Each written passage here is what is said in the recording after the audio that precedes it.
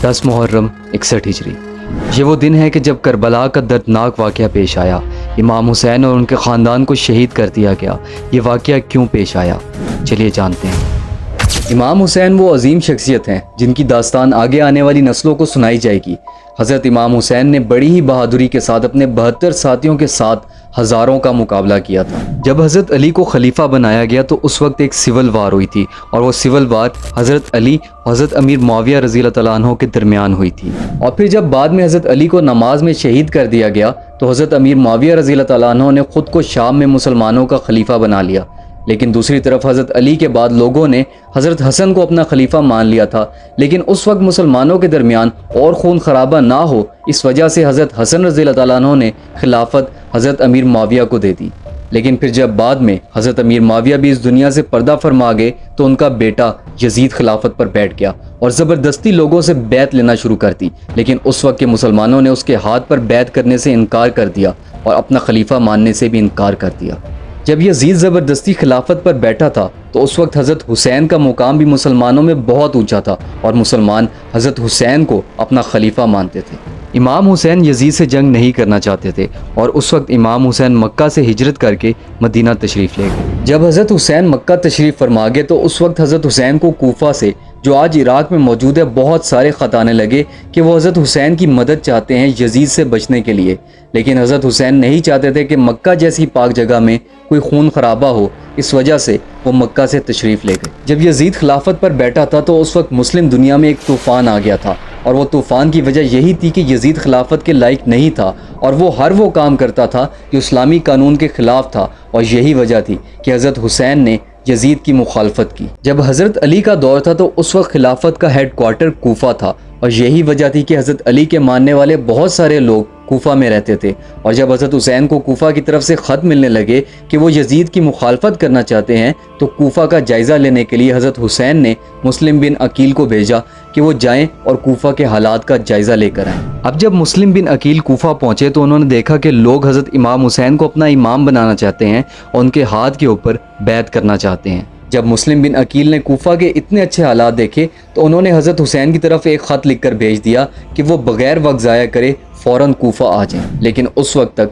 Yazid को भी ये खबर मिल चुकी थी और उसे ये खौफ था कि कूफा वाले हज़रत हुसैन के साथ मिलकर उसका तख्ता ना उलट दें, और इसी वजह से उसने इब्ने ज़ियाद को कूफा का गवर्नर बना के कूफा भेज दिया। यजीद ने कूफा वालों पर जुल्म करना शुरू कर दिया और जुल्म की वजह से कूफा वालों ने हज़रत हुसैन का साथ छोड़ दिया। जो लोग हज़रत हुसैन के साथ थे वो आहिस्ता आहिस्ता करके पीछे हटने लगे, यहाँ तक कि मुस्लिम बिन अकील को भी अपनी जान बचाना मुश्किल हो गई थी। वो कूफा में एक बूढ़ी औरत के घर में रुके हुए थे और फिर बाद में उनको भी और उनके 2 बेटों को भी शहीद कर दिया गया। लेकिन उस वक्त तक इमाम हुसैन अपने 72 साथियों के साथ कूफा की तरफ रवाना हो चुके थे। अब जब यजीद को इस बात की खबर मिली तो उसने एक बहुत बड़ा लश्कर हज़रत हुसैन की तरफ भेज दिया। हज़रत हुसैन का सामना जब यजीद की फ़ौज से हुआ तो उस वक्त यजीद की फ़ौज का सिपा सालार हूर नामी एक शख्स था। इमाम हुसैन कूफा से दूर एक जगह पर खैमा लगाकर ठहर गए, और वो जगह एक खुश्क मैदान था जहाँ ज़र्रा बराबर भी पानी नहीं था, और उस जगह का नाम था करबला। जहाँ पर हज़रत हुसैन ने खैमे लगाए हुए थे उस जगह को यजीद की फ़ौज ने घेर लिया था। हज़रत हुसैन ने जब यजीद की फ़ौज से पानी मांगा तो उन्होंने मना कर दिया। उस वक्त हज़रत हुसैन के साथ छोटे छोटे बच्चे भी मौजूद थे और यजीद की फ़ौज ने उन बच्चों के लिए भी पानी बंद कर दिया। फिर आखिरकार हज़रत हुसैन ने यजीद की फ़ौज के साथ जंग का इरादा कर लिया। इमाम हुसैन की तरफ से बहुत सारे लोग गए और उन्होंने दूसरी तरफ की फ़ौज के बहुत सारे सिपाहियों को कत्ल किया, लेकिन कुछ ही वक्त के बाद वो लोग भी शहीद हो गए। हज़रत कासिम बिन हसन, जो इमाम हसन के बेटे थे, जो उस वक्त बहुत छोटे थे, उनको हज़रत हुसैन ने जंग करने से मना कर दिया। हज़रत कासिम, जो उस वक्त शायद 13 या 16 साल के थे, उनसे इमाम हुसैन ने कहा कि कासिम, तुम मेरे भतीजे और मेरे भाई की निशानी हो, मैं तुम्हें मैदान जंग में नहीं जाने दे सकती। हज़रत कासिम के पास एक तावीज़ था। हज़रत कासिम ने वो तावीज़ इमाम हुसैन को दे दिया, और जब इमाम हुसैन ने उसे खोल कर पढ़ा तो उस पर लिखा हुआ था कि बेटा कासिम, मेरे भाई हुसैन पर अगर कोई सख्त वक्त आए तो उनका साथ ना छोड़ना। वो पढ़कर इमाम हुसैन ने हज़रत कासिम को मैदान जंग में जाने की इजाज़त दे दी। हज़रत कासिम जब मैदान जंग में उतरे तो उन्होंने एक एक करके दुश्मनों को कत्ल करना शुरू कर दिया।